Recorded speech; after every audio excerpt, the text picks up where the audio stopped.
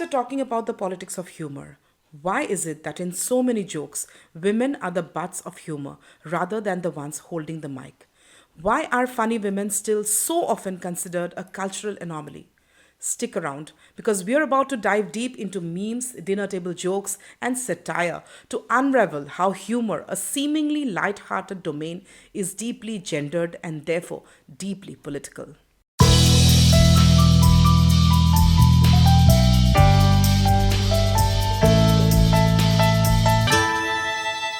Hello and welcome back to The Personal Lens, where we explore how the personal is always political, especially in the most unexpected places.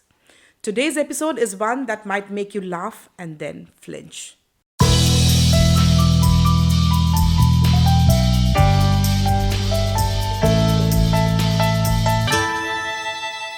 Let's begin with a simple thought. When was the last time you heard someone say, women aren't funny? If you're a woman listening to this, chances are too recently. This sentiment that women are inherently less funny than men is as pervasive as it is frustrating. From comedy circuits to meme pages on Instagram, from late night TV to WhatsApp uncle jokes, it's a cultural cliche. The idea that humor is a masculine domain is not new. It's built on age old gender roles. For centuries now, men have been associated with intellect, creativity, and public performance, all of which are seen as the ingredients of humor. Women, on the other hand, have historically been associated with modesty, silence, and emotional labor, roles that are anything but funny. In fact, British writer Christopher Hitchens famously wrote a 2007 Vanity Fair essay titled Why Women Aren't Funny, in which he claimed women don't need to be funny because they already have the attention of men. Now, this idea that women are too delicate or too desirable to be humorous is both sexist and shallow.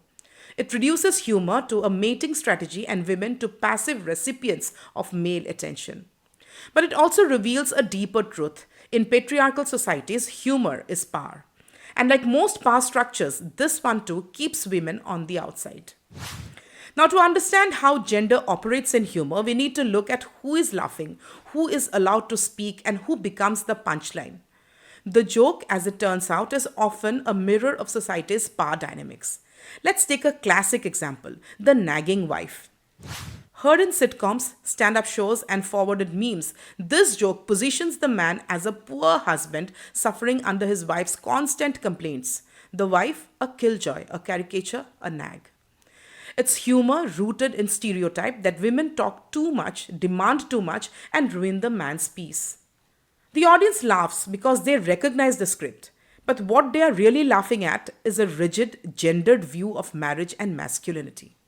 Here's the thing, jokes are rarely just jokes. They carry social meanings, reinforce norms, and tell us who belongs and who doesn't. Comedic theorist Michael Billig describes humor as both a weapon of the weak and a tool of domination. In patriarchal societies, humor often becomes a way to police women's behavior, punishing those who are too loud, too sexual, too assertive with mockery.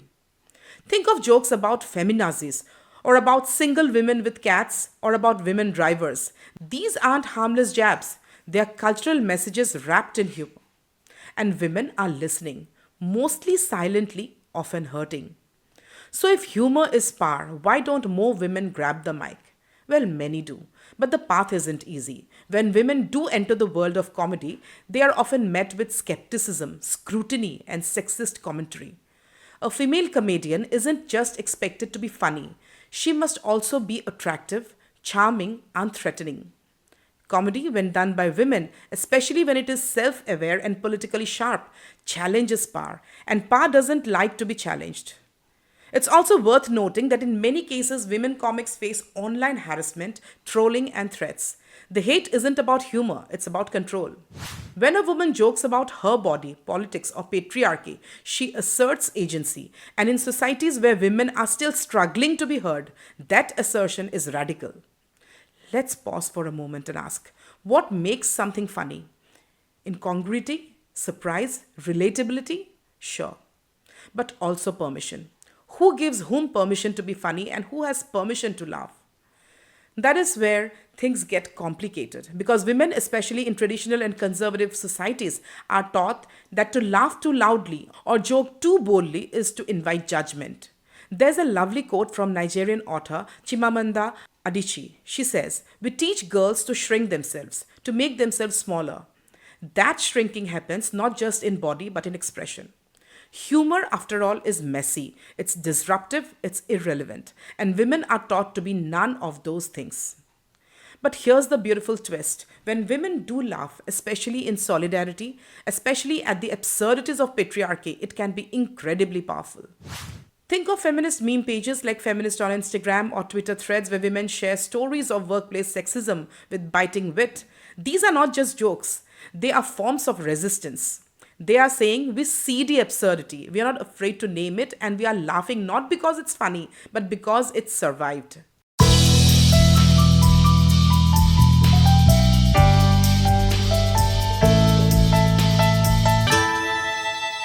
Let's bring this closer to home. In Assam and across northeast India, humor, especially in popular culture, often reflects dominant social anxieties, and women frequently bear the brunt of it.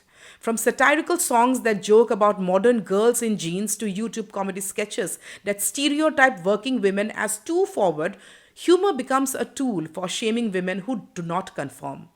In many such cases, female characters are depicted as either too loud, too sexual, or too greedy. They're rarely the creators of the humor. They are props, serving the male lead's punchlines. But this is changing, slowly but surely. Women creators, whether it's stand up performers, Instagram comics, or voice artists, are beginning to reclaim the joke by inserting their own narratives, by laughing with rather than being laughed at. They are reshaping the local humor landscape. Laughter is a powerful tool. It can liberate or it can humiliate. In Indian comedy, especially on mainstream platforms like television, we must ask who gets to laugh and who gets laughed at. Let's talk about one of the most watched and culturally influential comedy show in India, the Kapil Sharma Show. Across Indian television, it is the most glaring example of gendered humor. With millions of viewers and a stronghold on weekend primetime entertainment, it has become a staple of Indian humor. But beneath the laughs, there lies a deeply problematic pattern, a repeated systemic punching down on women. It thrives on mocking women through cross dressed caricatures, fat jokes, ageist digs, and repeated jabs at female celebrities. And yet, women on stage and in the audience laugh along. The show's humor frequently relies on mocking female appearance, particularly of overweight or older women, hypersexualizing women, portraying them as either desperate for male attention or as objects of male desire. Cross dressing for laughs, where male actors portray exaggerated and caricatured versions of femininity, often as loud, flirtatious, or grotesque women to elicit cheap laughter. The most iconic or infamous example is Kiku Sharda's character Palak or Krishna Abhishek's Sapna. While cross dressing itself isn't inherently problematic, these characters are often framed as ridiculous because they are women, not because of their comedic wit. They exaggerate female mannerisms to the point of parody and often reinforce misogynistic stereotypes, like women being too talkative, manipulative, or obsessed with their looks.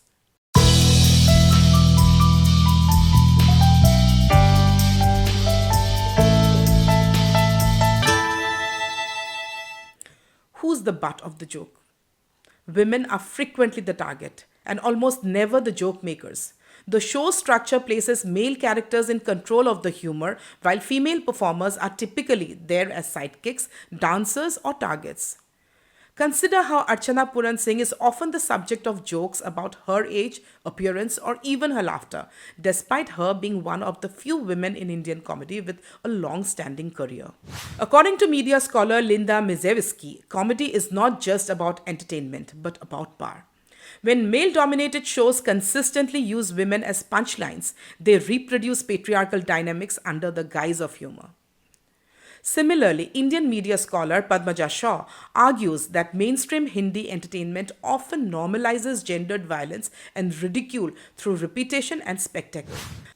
Why it matters? When humor repeatedly reinforces the idea that women are either dumb, undesirable, or desperate, it shapes Societal perceptions. Young audiences watching these shows absorb the idea that mocking women is funny and harmless. But as we know, it isn't harmless. It's a cultural reinforcement of sexism. Comedy can be revolutionary, but when it leans on tired stereotypes, it becomes another tool of patriarchy. So the question is, what would a truly feminist comedy look like? Let's explore that some other time.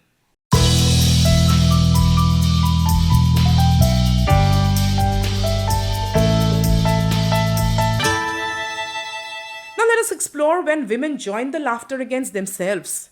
How women laughing at jokes on women contributes to the problem. They say if you can't laugh at yourself, you're taking life too seriously. But what happens when you're laughing at your own oppression? Because it's the only way to be accepted in the room. Let's go deeper. It's not just that women are the targets of jokes. Many times they also become participants in the humor that degrades them. Think of the times we've seen women laughing along when jokes are cracked about wives being nagging, girls being gold diggers, or aunties being desperate. This isn't necessarily always because women find it funny. It's often a survival tactic, a way to avoid being the killjoy or the feminist buzzkill. As Sarah Ahmed reminds us in the Feminist Killjoy Manifesto, women are often expected to maintain social harmony, even if that means laughing at their own subjugation. Laughter becomes a defense mechanism, a form of silent survival. The pressure to be cool. In settings like comedy clubs, workplace banter, or family WhatsApp groups, the woman who laughs along is the one who gets labeled chill. The one who objects is told to relax or not take things too seriously. In mainstream comedy, this plays out all the time. Like we already mentioned, Archana Puran Singh, for instance, has long been the recipient of jokes about her looks, age, and laughter on the Kapil Sharma show. And yet, she laughs, not because it isn't offensive, but because there's an unspoken expectation that this is part of the job. Her laughter becomes a buffer, a way to stay in the game without challenging the rules. Her laughter is iconic, but also ironic. She often becomes the punchline, not for her wit, but for her appearance or age, and she laughs. Because not laughing would made her a buzzkill in a room run by men.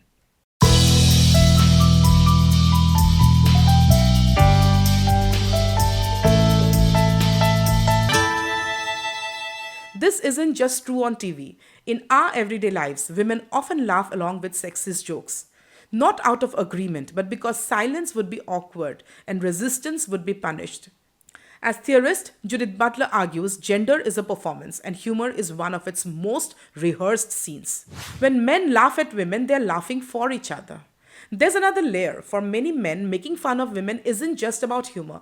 It's a form of male bonding and social currency. For men, especially in patriarchal cultures like ours, making sexist jokes isn't just humor, it's performance. Making a sharp joke about high maintenance girlfriends or nagging wives often earns approving nods or laughter from other men. It's not about being funny, it's about being validated. Sociologist Michael Kimmel calls this performing masculinity, where men assert dominance and intelligence by putting women down, especially in front of other men. Humor becomes a weapon of hierarchy. These jokes aren't random. Every sexist joke is a small social signal. I'm cool, I get it, I'm not like those oversensitive people who take feminism seriously. They're how men bond, establish dominance, and reassert control, especially in times when feminism threatens that control. In male spaces, gendered humor becomes a test of loyalty to patriarchy. And let me tell you this, that is not intelligence, it's insecurity with a punchline.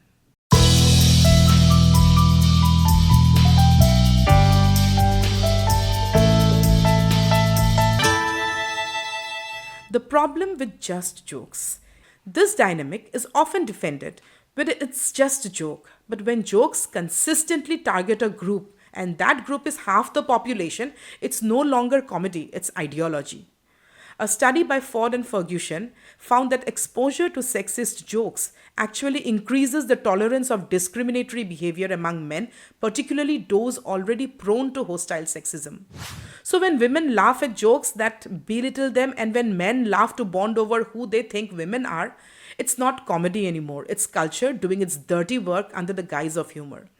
Because patriarchy doesn't just survive through laws or violence, it survives through laughter too, when it makes sure the joke is always on us.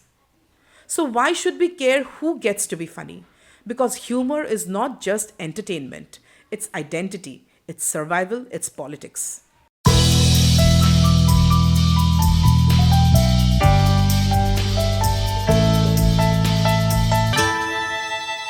When women are denied humor or confined to being the object of it, we deny them not just laughter but power. But when women joke back, when they mock, satirize, and laugh loudly, they disrupt, they challenge, they flip the script, they reclaim space. And in a world where women are still expected to be agreeable, quiet, and modest, that is revolutionary.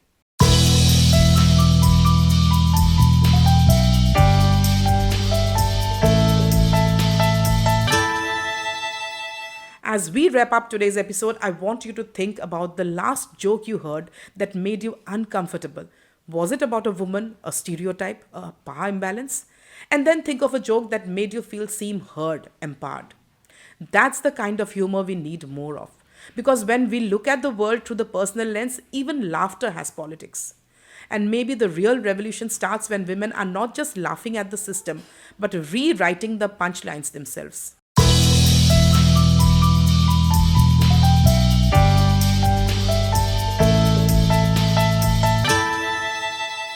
Thanks for listening. Until next time, keep asking, keep laughing, and keep looking deeper through the personal lens.